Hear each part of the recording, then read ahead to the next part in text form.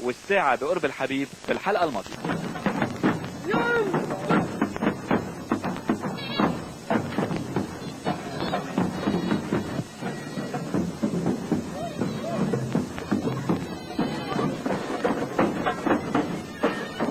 لأنه الفرحة كبيرة بضيفتنا، استقبلت الفنانة أحلام بزفة فرح بمنتجع سياحي بمنطقة الشمال.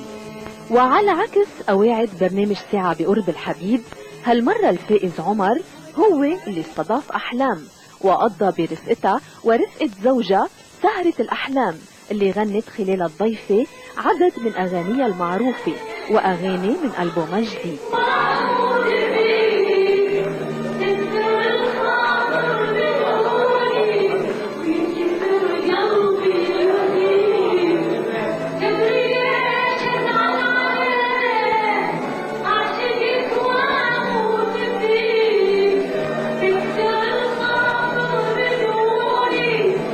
رفقة أحلام لنا بهالسهرة كانت وايد حلوة، لكن شو كان رأي الفنانة برفقتنا؟ بلدكم وايد حلو، وهايدي ألف شكر لكم.